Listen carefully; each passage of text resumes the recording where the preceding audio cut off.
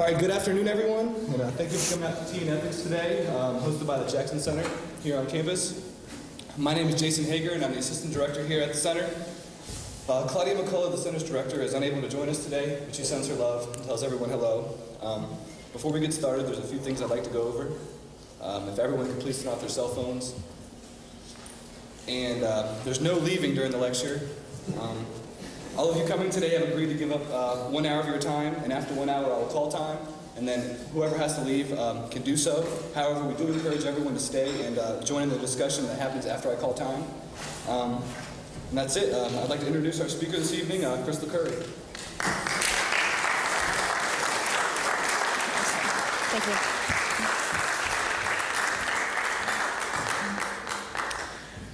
Hello, everyone. Thank you for coming. Yes, this is hi for me. Sorry. My name is Dr. Kristal Curry. I'm an assistant professor of social studies education at the Spadoni College of Education here at Coastal Carolina. My topic today is the ethics of citizenship education, and I'd like to go ahead and get started. I'd first like to pose a question to you guys. What do you suppose is the purpose of education? There's a lot of possible answers, so. Okay, to learn content, presumably. Are there any other purposes that we can think of for education? To make life easier? Okay, so life skills, work skills, any other? Preparation for the future in very broad terms. Good, what else? Just kids out of the house. Babysitting? Okay. We don't often hear that in education circles, but it certainly is true in parent circles, right? In American education, we think of several basic purposes to education. One of them is to teach basic literacy and numeracy skills. And of course, where do we see this most often? Yeah, tests, right? Our standardized tests are essentially teaching basic literacy and numeracy skills. Fostering critical thinking skills, like we all kind of consider that to be one of the major purposes of education. Teaching 21st century skills, and I put that in quotes because that's supposed to have a wide array of meanings, but usually in schools what that boils down to is technology literacy. Preparing students for the working world and all of the various things that go into that. And of course teaching a standardized curriculum that passes on standard Western cultural heritage in things like science, history, English, and math. But throughout history, there have also been people who have argued that the purpose of education goes beyond these kind of specifically academic pursuits, and that part of the purpose of education is to prepare citizens. One of these people is Eleanor Roosevelt, and I think this is a great quote. As the majority of our children are being educated in public schools, it is all important that the standards of citizenship should be the best. Whether we send our children to private school or public school, we should take a constant interest in all educational institutions and remember that on the public school largely depends the success or failure of our great experiment in government by the people and for the people. And I think this is an important thing for us all to remember, but if this is true, and we need to teach citizenship education in our schools, that it's important that we think about what kind of citizenship education we want to teach and what kind of citizen we want to produce. And that's kind of what we're going to be talking about today. So at this presentation, we're going to start by looking at some definitions of things that are going to be important as we continue in the presentation. We're going to be comparing civic education programs, both ideal civic education programs and also ones that have actually been studied and looked at, and kind of see where they fit on a continuum. And then we're going to consider the ethical position and requirements for participation of each of these. And then we're going to move into a study that I conducted on how teachers define citizenship and the ethical positions of their stances, and then put it all together in terms of how this fits into current discussions of civic education. So we're going to start with a definition of civic education itself. When speaking of civic education, scholars are generally referring to efforts to help students understand and participate in civic as opposed to private organizations, including but not limited to political organizations. And this is important because in topics or in conversations about civic education, a lot of times what you hear is the political side. Right? Civic education is about voting, is about understanding our political system, and so on. And it doesn't always go beyond that to understanding that there's a wide array of public spaces where we need to prepare students to participate. This includes voluntary organizations, schools, of course, are civic places, religious institutions, and this might surprise some people, but a lot of religious institutions, of course, actually participate in community life. In that part of their organization, they are civic institutions.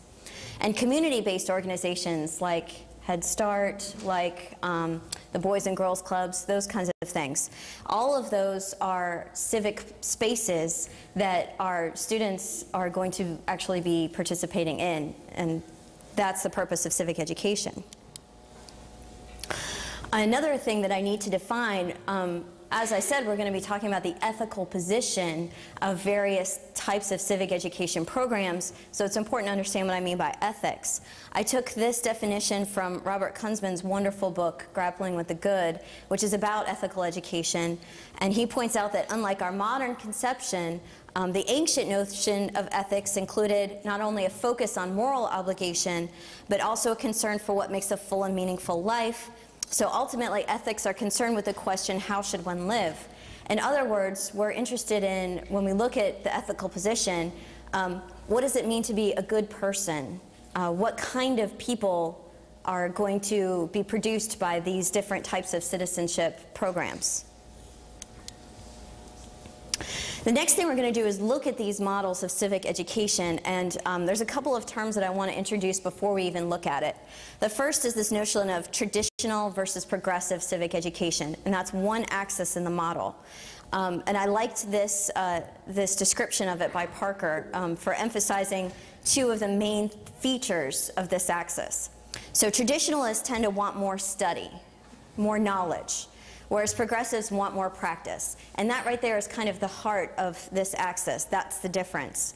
So traditionalists, and Parker, you should know, is a progressive, which is why this is kind of heavily favored in the progressive style. But traditionalists want to concentrate on knowledge of constitutional democracy.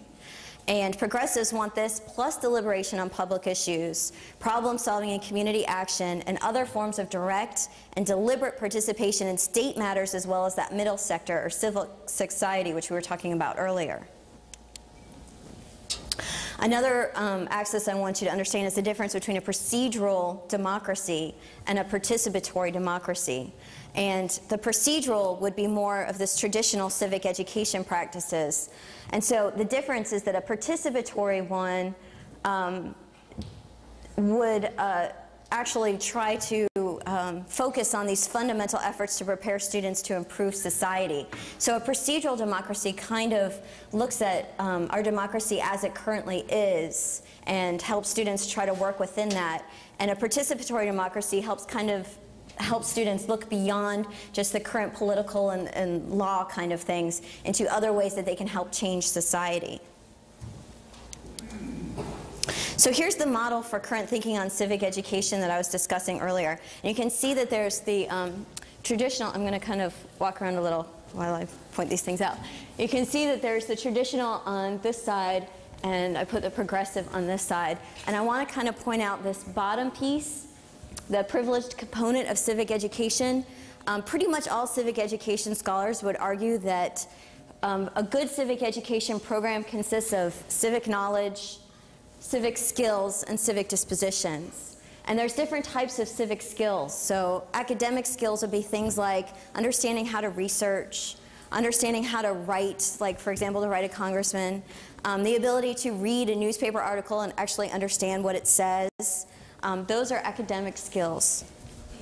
Participatory skills are different. They would be things like how can you actually act in the public sphere and understanding how that works in those processes. So things like deliberation would be a participatory civic skill. Disposition Disposition would be not just your ability to act and your knowledge of how to act, but your willingness to act. So those are all the kind of 3 different things that go into civic education.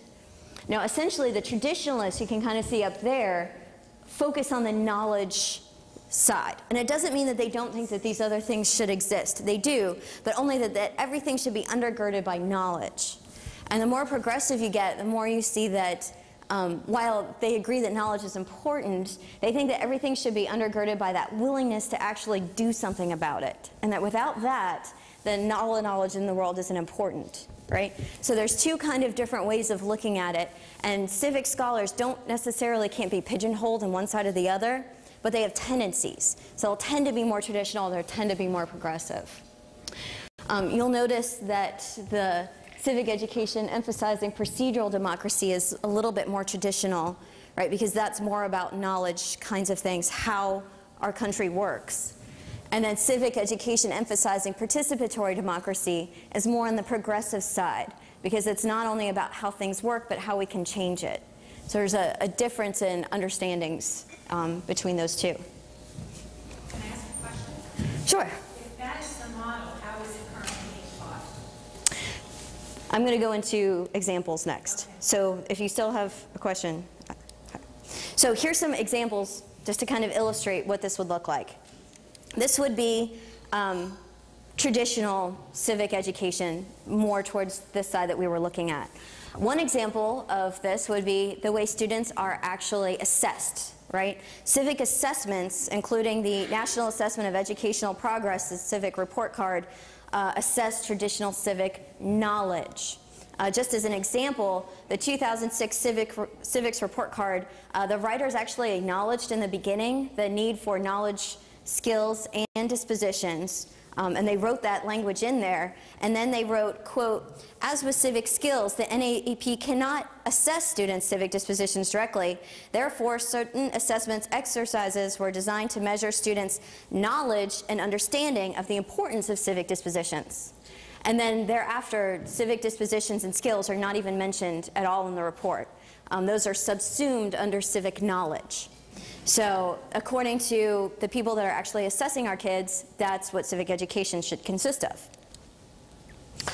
Here's just another example. Traditional goals of civic education would kind of be the following. 1, transmission of knowledge and mores needed to create responsible and productive members of society. And the teaching of specific skills, dispositions, and information helpful to specifically political action, right? Voting, obeying laws, so on and so forth.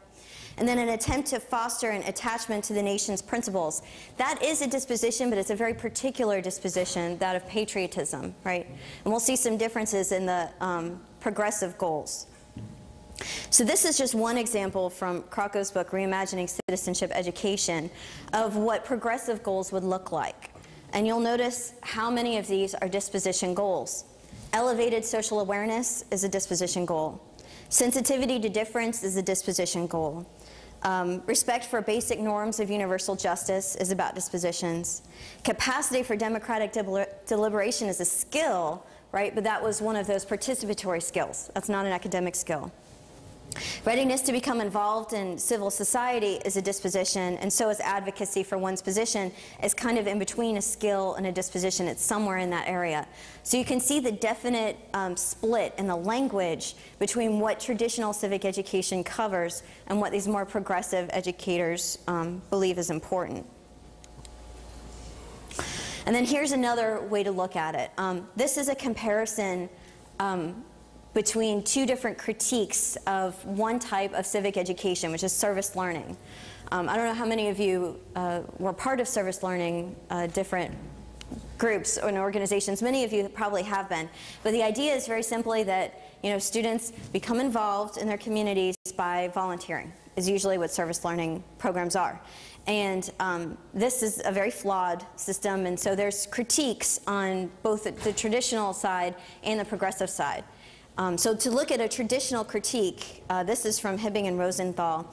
They say that although securing greater participation levels among American youth is an unquestionably desirable objective, so again, remember, we all want knowledge, skills, and dispositions, right?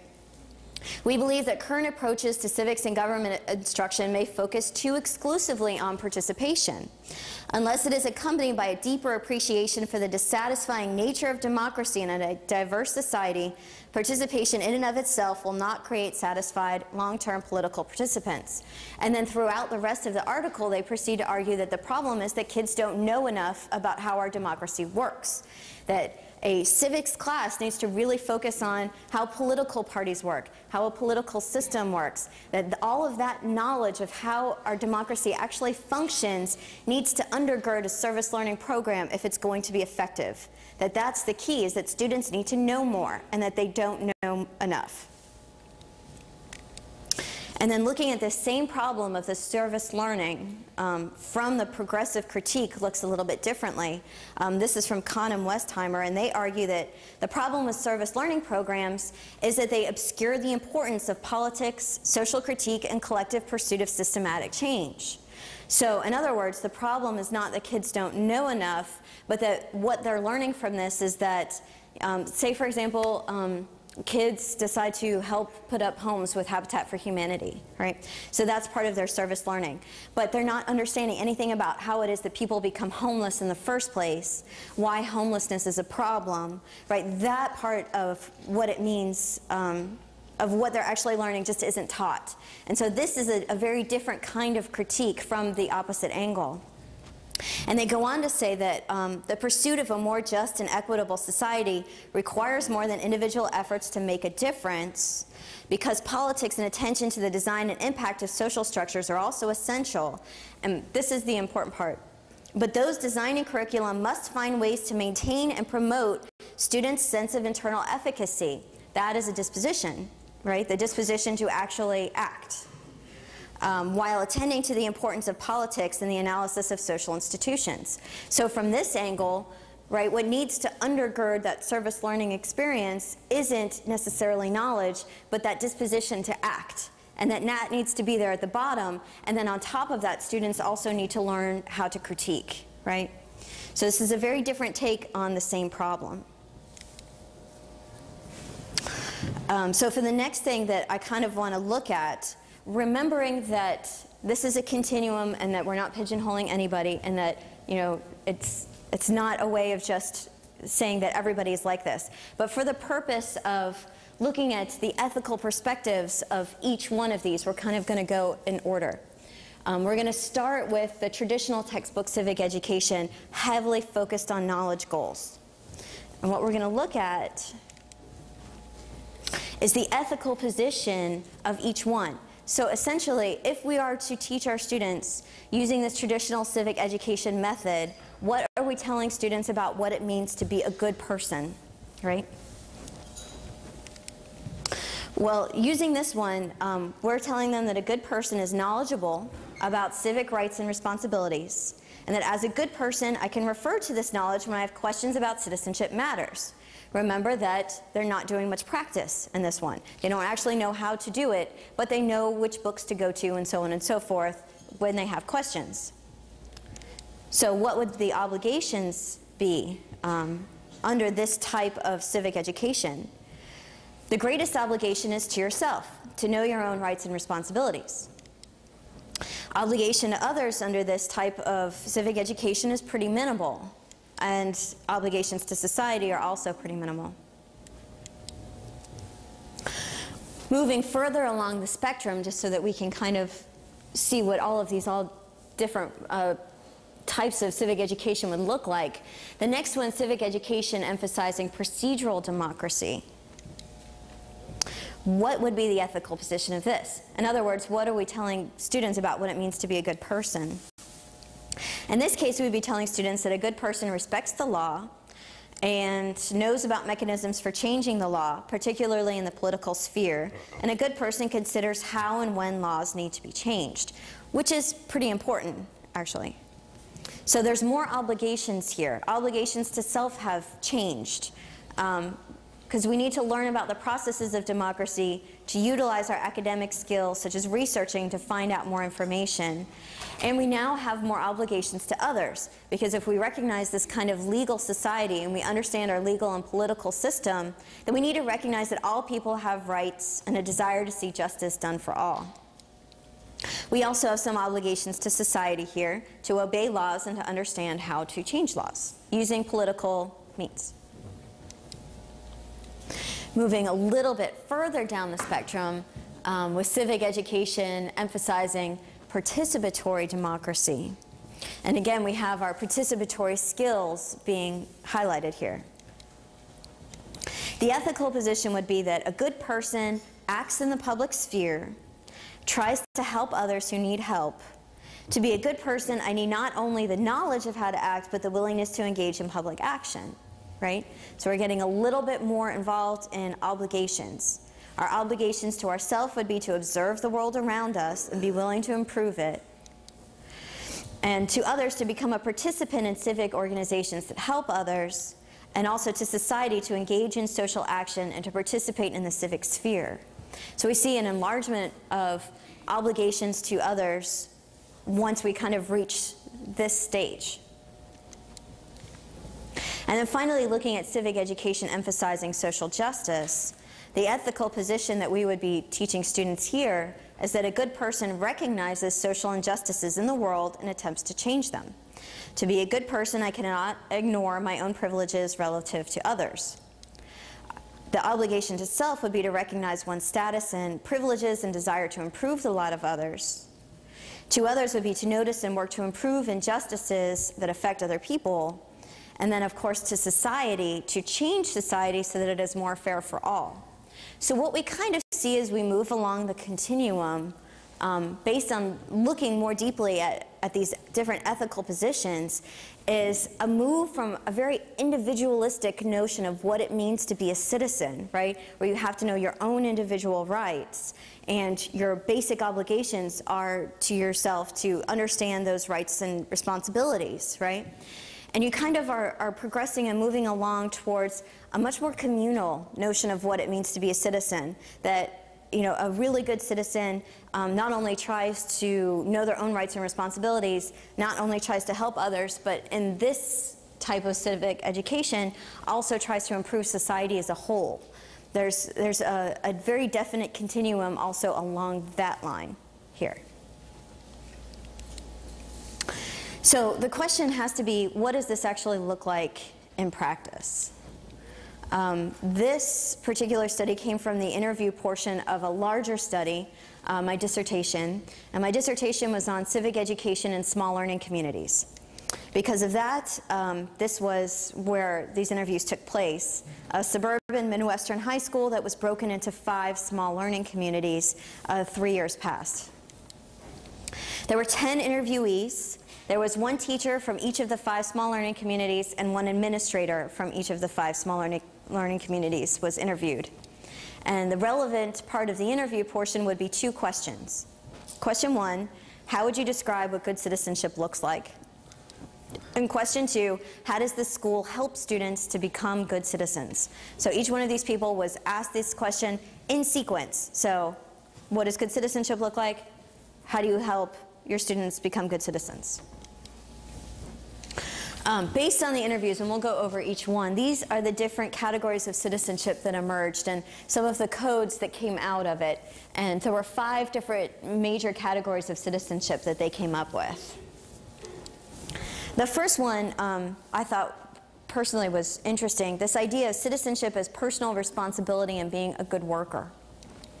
An example quote from this one was, a good citizen is someone who's respectful of themselves and others, and the property of others, that will be helpful and responsible, be dependable, hardworking, good work ethic, etc. A lot of the teachers and administrators told me that they were helping students become good citizens because they were helping them get to college, where they would get jobs, and once they had jobs, they would pay taxes, and that's how they were helping students become good citizens. So the ethical position here would be that a good person works hard, does the right thing for themselves, and does not hinder others. So we have obligations. My obligations would be I should go to college and get a job.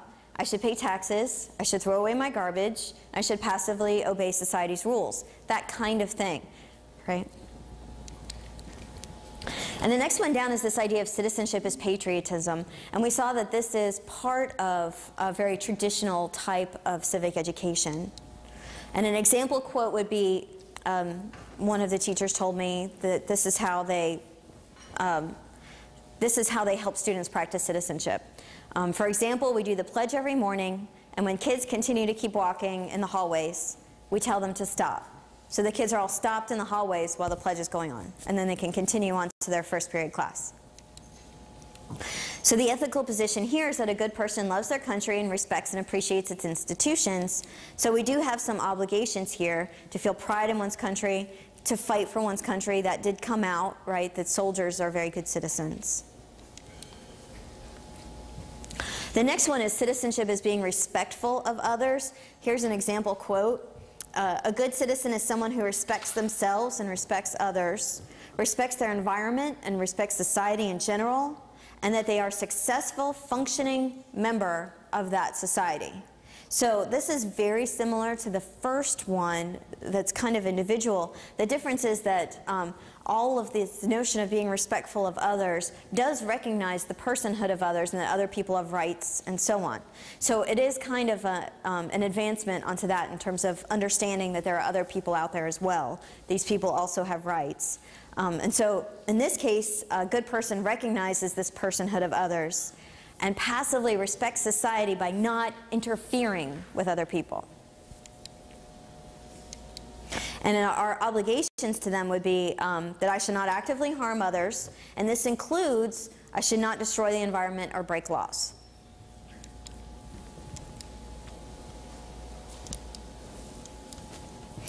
The next one was this idea of citizenship as a responsibility to the group.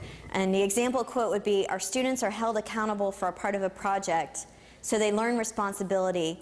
They learn that somebody else is expecting me to do something. Just a little background on this type of citizenship. I mentioned that this was taking place in a school that was broken up into 5 small learning communities. One of the small learning communities was a new tech school.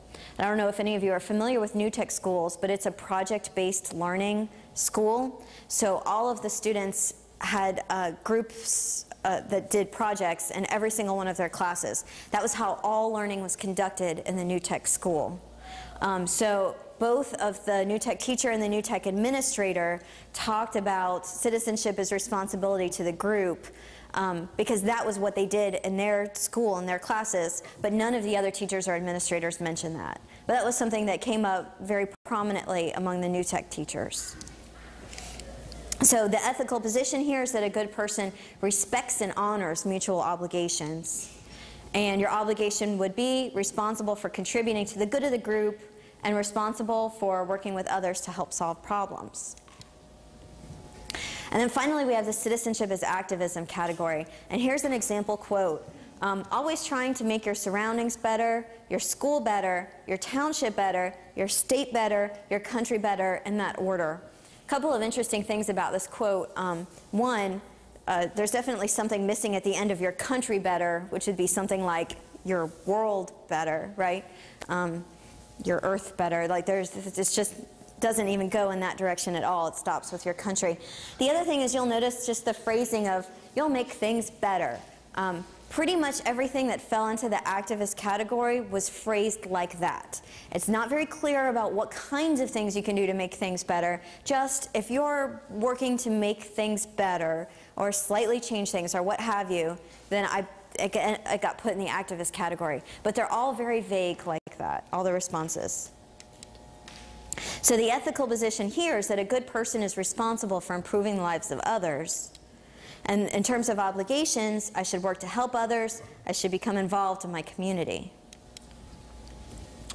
So we can see that looking at these 5 different types of citizen that the teachers came up with, it also forms a continuum. And interestingly, even though only one of these teachers was a social studies teacher, so these teachers really didn't know very much about civic education at all, they had a very similar understanding of these different positions of what it means to be a citizen that we saw that the civic education scholars had, right? So some notions were very individualistic, right, about what it means to be a citizen, and some notions were very communal, right, all the way over here in terms of activism. But even still, there's a few kind of key and major differences. One difference is that even when we get into the communal side, this notion of responsibility to group and being respectful of others, and the other one that we saw, that would be very procedural, really. That's not very participatory in nature. So that would actually be like further this way on the continuum instead of almost, you know, to the end of the communal side. And also activism, another interesting thing here, a lot of teachers, when they asked that first question, what does it mean to be a good citizen, gave a response that would fit under the category of activism. And then when asked the second question, okay, so that's what it means to be a citizen, how do you help students in this school be good citizens, then kind of pushed their answer further this way. So, for example, a teacher that I interviewed, I said, you know, what does it mean to be a good citizen? And she said, oh, you know, a good citizen really gets involved in their community. Remember the vague language. They get involved in their community. You know, they're really interested in what happens in their community. I said, well, that's great. So what do you do to help them become good citizens? And she said, well, we actually have, you know, some colleges coming out next week, and we're helping students, you know, fill out their college applications. And she kind of retreated into that idea of, well, we're helping students be good citizens because we're helping them, you know, succeed in the work world. And that was a pretty usual trend. So that's something that's pretty interesting. And also notice that it doesn't go nearly as far. So activism, in a vague sense, is about as communal as the actual teachers got. For the most part, the teachers believed that citizenship should be pretty individual, and any notions of anything like social justice or anything like that did not even come up in the interviews at all.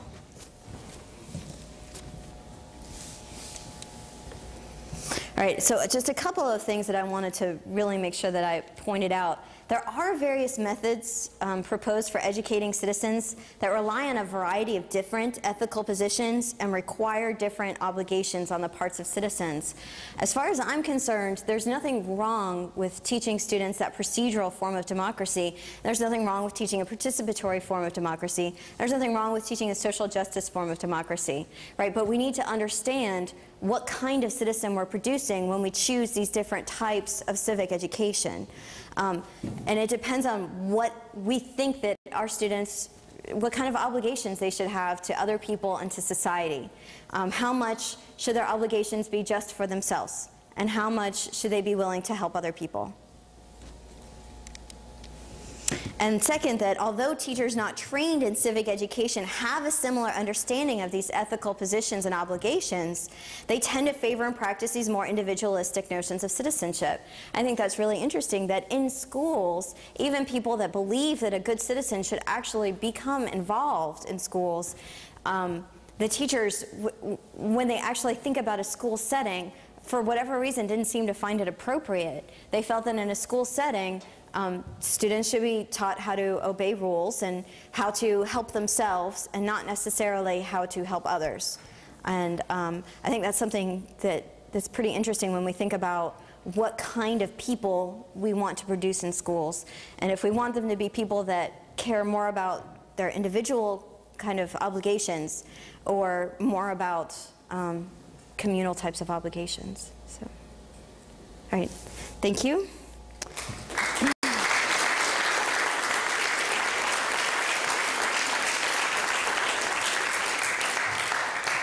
So I was hoping, since we have some time, I wanted to kind of get some opinions on what you guys think in terms of what is appropriate to teach in schools. Is it appropriate to teach these notions of citizenship that include things like social justice ideas, or should schools just teach that it's important for students to know their own rights and responsibilities?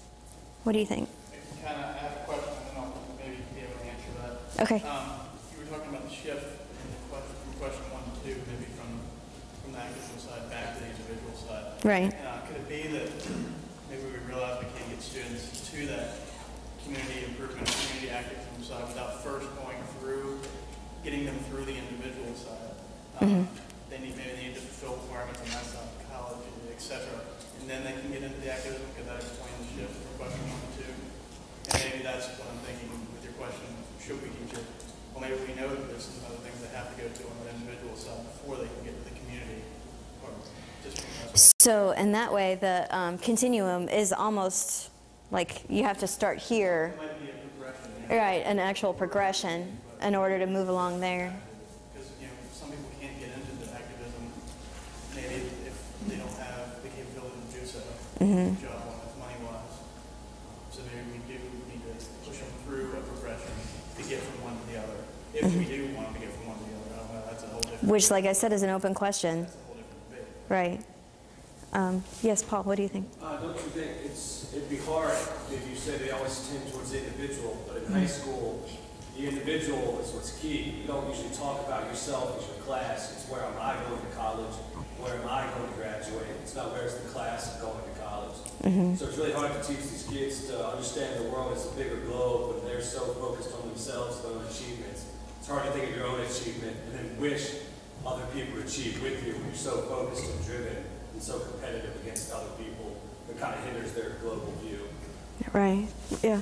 But I feel like giving students the knowledge of a global view and teaching students that there's things other than themselves out there, it gives an individual that motivation and something to work towards.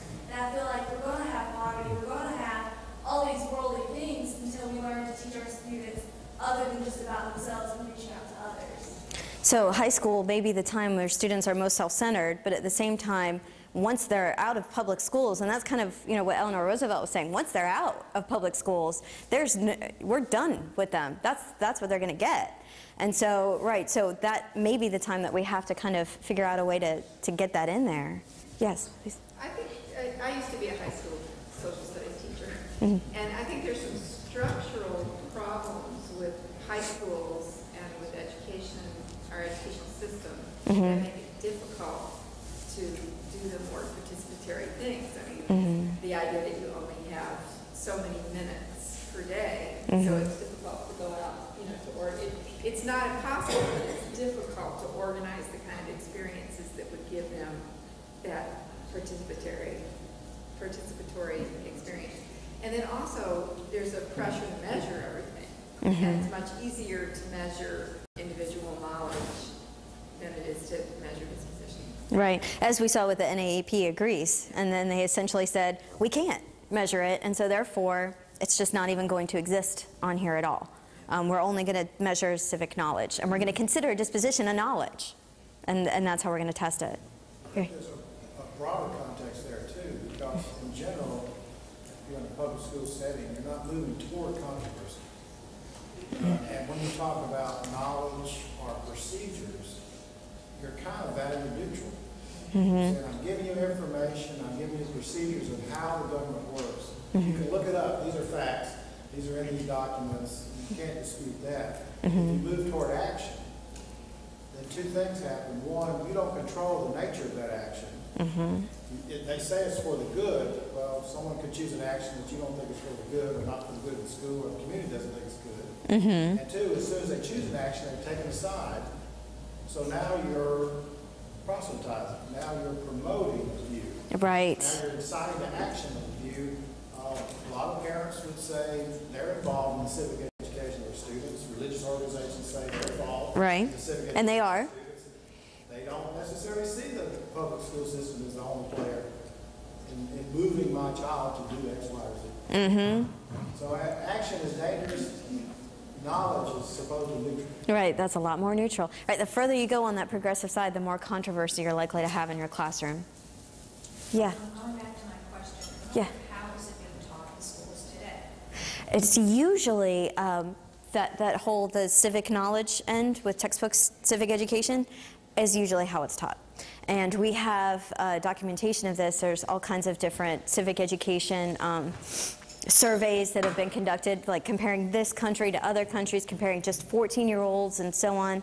And for the most part, when students say, what is the primary method that you've been taught civic education, they'll say, we've looked at textbooks, and we've looked at some primary documents, including the Constitution and so on. Our students are actually pretty good about understanding the Constitution.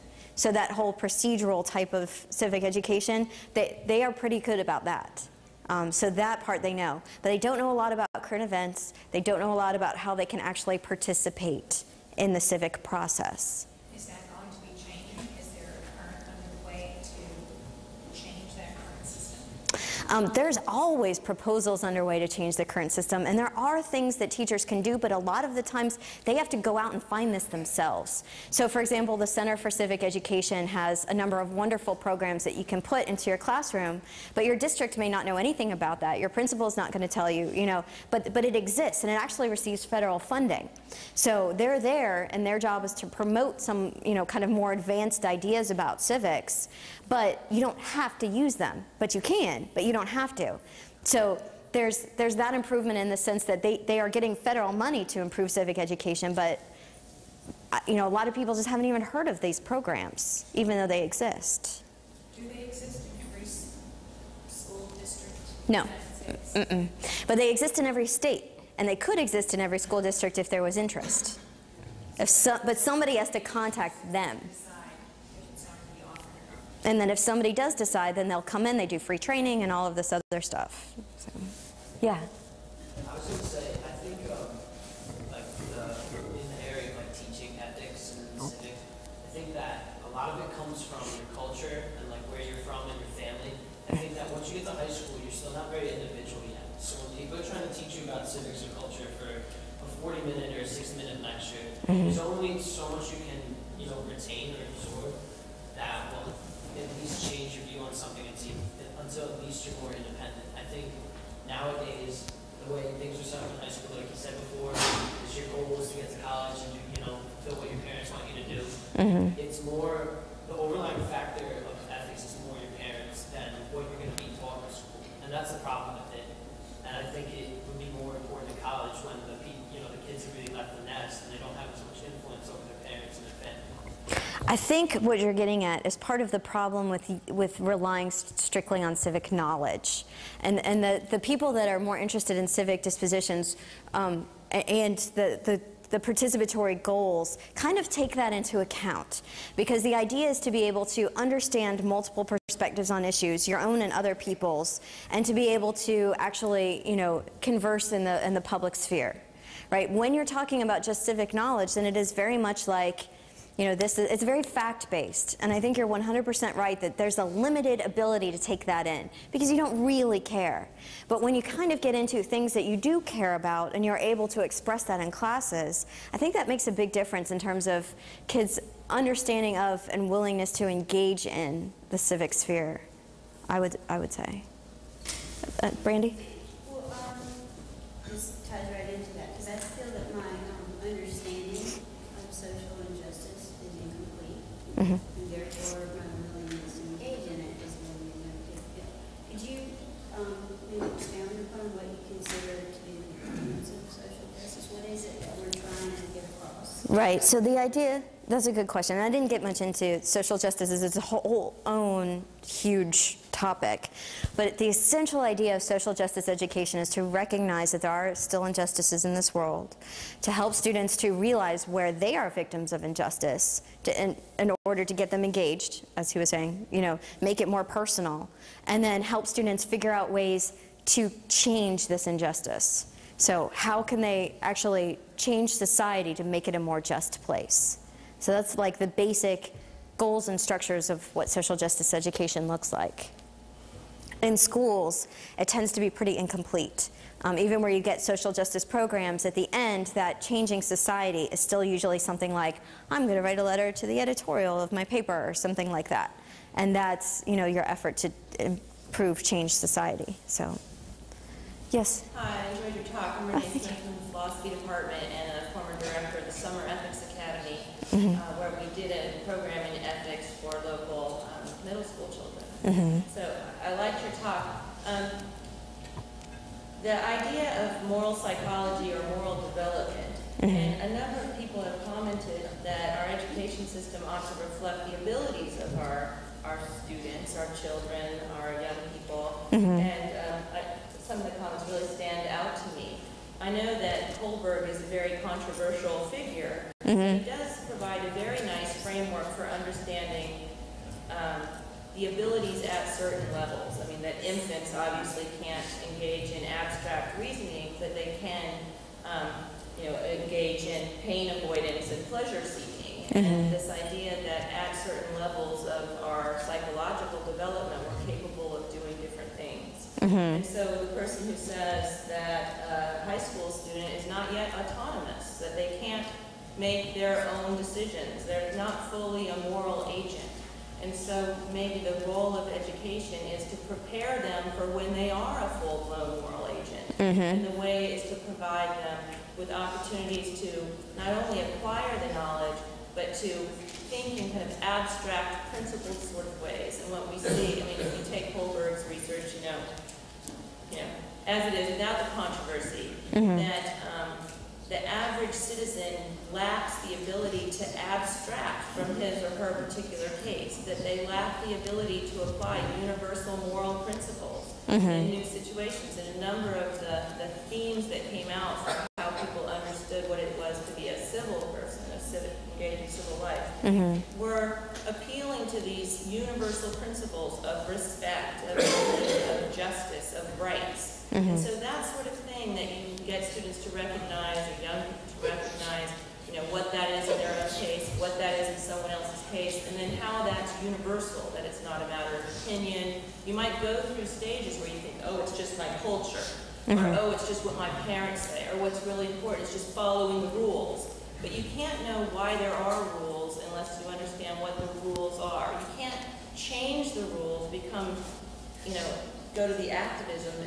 until you understand what the rules are and the procedure is for changing. I was wondering if your research in any way took into account moral development, moral psychology, and what young people are capable of learning in, I think, middle school areas, your specialty. High school usually for me, but I think it's interesting that you brought up Kohlberg, because I can definitely see, as the ethical position kind of moves on, that there is definitely that. And in terms of, I haven't really looked at moral psychology, however, your question is also what are students capable of, and how can we get students capable of understanding these things? And I think your idea of, it's important to understand the abstract level, even if it doesn't necessarily apply to them, is an interesting point. But I would also argue that a lot of civic issues are important to especially high school level students, but even middle level students too. You can find civic issues that are like 100% relevant to them, and have them kind of learn how to engage in the civic sphere, even just in the matter of deliberating, and in the matter of understanding multiple sides of an argument, and understanding how to actually change things using things that are very relevant to them. And I'll give you the example of Project Citizen, which is one of the Center for Civic Education things that I was talking about earlier, which is done in the middle level in this country usually. And the idea is for students to find things that are wrong in their communities, and to go through the steps and the procedures that would be required to change it. And they end up going before school boards, even city council boards, that kind of thing, with their proposals that they create. And these are classes of middle school students. So they can understand enough of the abstract that they can do it, but they're also getting those concrete examples. So they can follow like a concrete path from like this place to this place, and understand how it works, so that when they are more mature, they know how to do it. They've been there. How do they distinguish what's wrong in their community from what's not wrong? Well, they have help from the teacher. And so the first stage in the Project Citizen is to kind of go through and say, what is a public policy issue? First of all, right? What can be changed by laws and what can't be? And then what are some issues that we could talk about? And as a class, they find one thing. So it's not everybody, but as a class, they come up with one thing, guided by the teacher. And then they go through the whole procedures of, what are the alternative solutions? And then they actually figure out how to propose it to the appropriate governing body. So it's a good concrete way that students could actually participate in the civic sphere at any level. Yes. Yes. Hi. I also thank you for your talk. I enjoyed it. There's one aspect of, I have an intuition. I'm wondering if you can help me figure out which side I'm more skeptical of. Because I have skepticism about our students really understand the nature of how laws are passed in this country. I'm skeptical of my understanding, and maybe I shouldn't say that when my dean is sitting near me, but I'm skeptical of being able to get them to understand exactly how this process works, because I think that most of America doesn't really understand what goes on behind the closed doors, and I was going to say Washington, but this is true in states and cities as well. And so I'm not sure if this means that I'm more skeptical of the progressive who says, if we're going to get you involved in this process, or if I'm more skeptical of the traditionalist who wants you to understand it to begin with. Right. Am I just doubly screwed that I'm skeptical of both, or can you help me with this? Yes, I can. I think I can. And you're perfectly free to be skeptical of both. There are plenty of critics of both sides of this, okay? But it seems like your overall concern is that students need to kind of understand not just the procedures that we write down and say these are the actual steps, but the politics and the kinds of discussions that go on, and that kind of thing, right? And I don't know that, I think you may be right. I don't know that that is something that we can necessarily teach them, but we can certainly teach them the actual written down steps and have them kind of go through and model those kinds of procedures. In terms of understanding, the actual dirty part of the politics, I don't know, huh? That's a value judgment. Yes, but you know what I mean. The day-to-day operations of how things get done in politics, I agree with you. I'm not sure that that's something we can do in high schools either. Sorry, I think by my saying behind closed doors, I might sounded as if I was talking about dirty hands type of things more than I meant to. I was talking about, for example, the nature of compromise, because so much of our political system, there are a lot of people running for office now, running on platforms that I will not compromise on these things, and then when they get elected, you're going to see how fast they're going to compromise to get anything. And I guess that's sort of the thing that's really haunting me, is that that there are, shall we say, mid-level, there's the bottom line rules, the things that have to be done, how a bill becomes a law, it goes through these various steps, whatever. Right. And then, of course, there's the dirty backroom bullying people into coming along and getting on the boat with the rest of the party or whatever. I'm talking about the middle ground stuff, where a lot of the work is actually done. And, yes, okay. That's what I'm skeptical of. That's a whole, okay, now I have a whole different understanding of your question. And that one I can speak much more to, because that's what we call democratic deliberation. So as civic education scholars, when we talk about deliberation, we're talking about the process of people understanding that that is mostly what the civic sphere consists of, is people compromising and people sitting down at the table with their own separate opinions and being able to find a middle ground. And that's one of the, when I had the lineup and we were talking about participatory skills, to me as a civic educator and as somebody who also taught social studies, that's the primary civic skill that we teach. And we teach that through various conversational exercises in classes, through having Socratic seminars and deliberations and all of these kinds of things that get students talking and having to defend their position, but not just defend their position, but also hear the positions of others, be able to understand what they're saying, and be able to find a place where those positions kind of connect. And there is definitely a way to do that in classes, and it's not through knowledge. That's one thing, or one area where I definitely agree with the progressives, where you have to practice it. And if students are not practicing these skills, they'll never get it, because there's no way that they'll know that just by reading. Then they compromise. It's something that they have to actually have skills to practice and understand that that's how it works.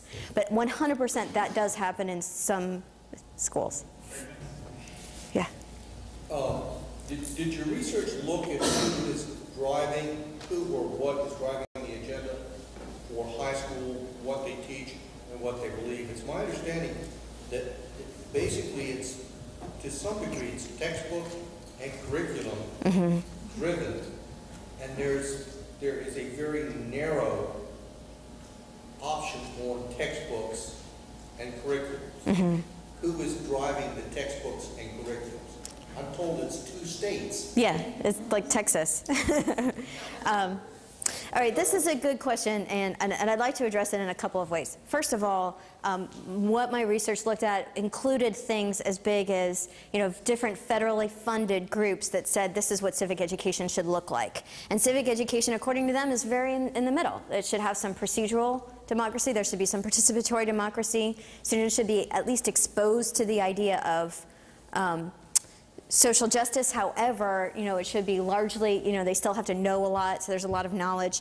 And that's, like, there's that conversation that's happening among, the civic education scholars, the primary ones, the ones that are talking to presidents and all these major organizations. And those people have one idea of what civic education should look like, okay? And then there's what actually happens in schools. And as you pointed out, one of the major factors is textbooks, and whoever told you that there's 2 states that essentially determine all textbooks is correct. And that's because Texas, and well, actually there's like 2 or 3, Florida is important too, so is New York. Those states, whatever they adopt, they have such huge numbers of students that everybody else just kind of falls under their sway. And I don't know if you guys were watching what happened with the Texas textbook adoptions over the summer. These are not your civic education scholars that are part of the Texas Board of Education. Correct. They have their own private agendas. They have their own agendas. Better or worse, I can be debated forever. But it's not the same as what these other people are saying. Okay, so that ends up being a lot for a lot of teachers what they teach. Now, we also saw, though, in my study that for the teachers, those textbooks would have suited them just fine, right? Because their conceptions of citizenship fit pretty well with a textbook kind of civic education understanding, right? They did not really necessarily see or understand that citizenship should be taught as anything other than that. And so those are kind of the 2 primary places where students will learn about citizenship education, from their teachers and from their textbooks. And both of those in this country are very traditional in my spectrum. How do the people that have the theories expect to get from point A to point B without impacting the textbooks? And the teachers. Excellent questions. Textbooks, it's probably going to have a similar effect on the teachers. It certainly could. And again, I'm going to point to, there are programs out there that are doing that, and the Center for Civic Education is one. They provide free textbooks more along progressivist lines for teachers that are interested in it. However, not all teachers are interested in it. Do teachers really have a choice, or is it up to the local school board and administrator to decide? I mean, there's been tremendous controversy just on books that are in the library, for God's sake. Yeah, for the most part, it's actually up to the individual teachers, which is part of the problem, because if the district just adopts a textbook and the teacher wants to use something else that's different, it's a little bit more difficult. So the places where, the very traditional textbook-oriented civic education is happening are at the actual locations where civic education takes place, whereas all of these other conversations are kind of happening above that. So it's kind of interesting. It's a good question. I hate to cut in, but I need to call time, so some of us do need to leave, some people need to leave, so if you have to go, please do so. But if you'd like to stay and if you have more questions, please stick around. Or have some tea and cookies. Thank you again for coming out. I appreciate it.